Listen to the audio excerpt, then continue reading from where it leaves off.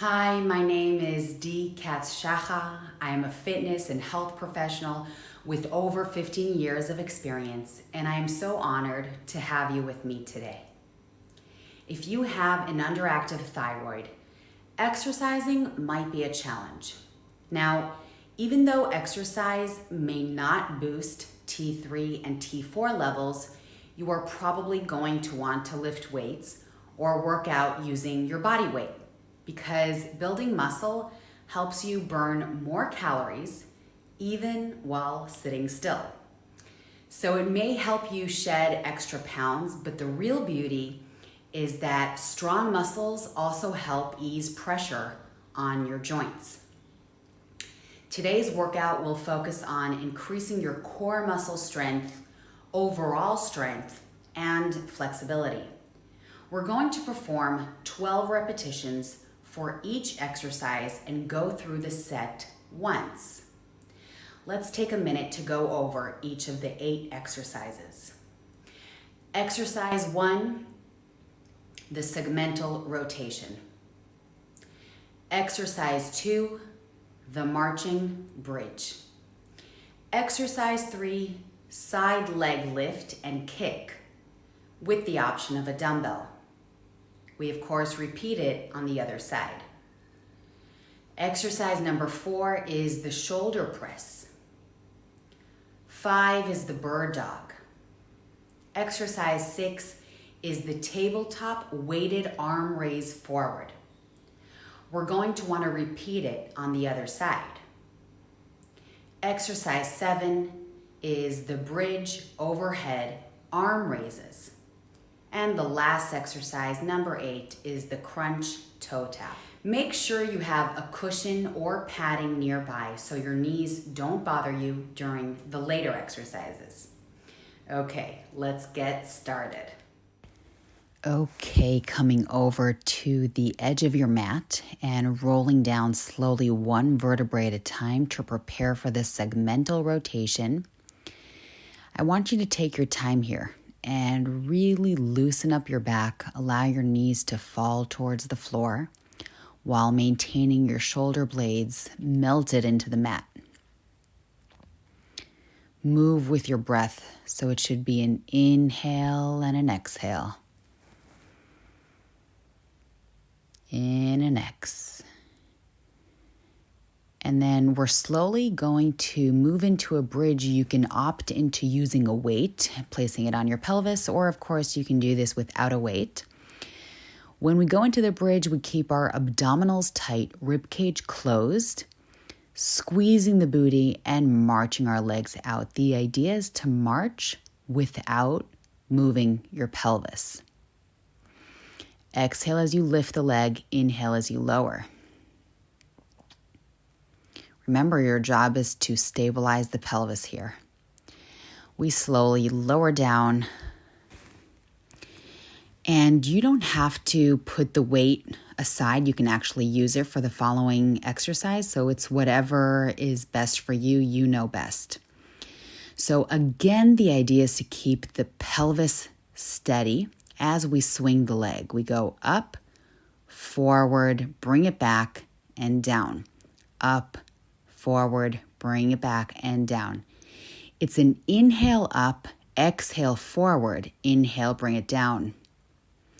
Then you take a breath, and it's again, inhale up, exhale, and again. Feel free to progress the exercise and use a weight.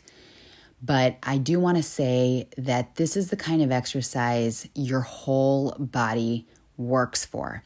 The bottom leg is working to stabilize. The arm under your head is working to stabilize. Your core is, and of course, the moving leg is working. So if you don't have a dumbbell or if you don't want to use the weight because you're really feeling the exercise, don't worry about it. That's fantastic. You're going to feel the exercise either way. So we're going to hop over to the other side. And again, I'm going to perform 6 reps without a weight. And then I'm going to go for 6 with.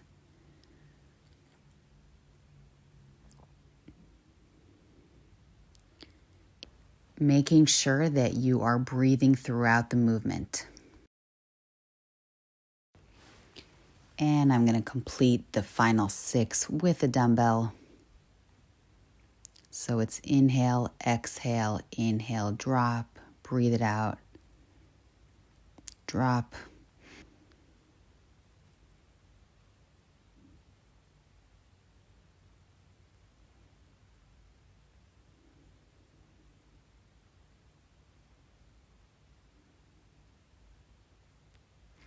Okay, let's place that weight down and sit up nice and tall. So if you need to sit up on a chair or boost yourself up with a folded up towel or a pillow, that's perfectly fine. The key with this shoulder press is actually to really press your shoulder blades back and exhale as you straighten your elbows while constantly pressing your shoulder blades back. So this is a major postural exercise. You want to keep your rib cage closed and your abdominals tight and your pelvic floor lifted. Another good way to perform this exercise is actually to place your back and arms against a wall and try to really maintain the connection between the elbow and the wall as you straighten and bend your arms. We're going to take a moment and loosen up the neck just a little bit and hop onto all fours for our bird dog. So keeping the abdominals tight and the neutral spine, we disconnect arm and leg.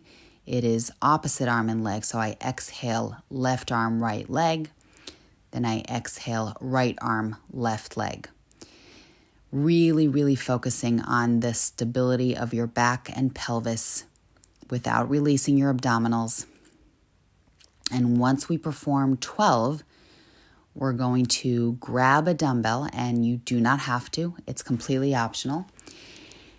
And we're going to bring our legs more than hip width apart and send our arm forward. You can absolutely go on to your forearm if being on your hand is too much. So that's completely up to you. Doing this exercise with a dumbbell is completely up to you. But keeping your pelvis steady, your back neutral, and your abdominals tight, that's really a must for this exercise. We're going to switch arms. Remember, you can always go onto your forearm. We exhale as we lift. Notice that I'm really not moving throughout the exercise, except for my arm.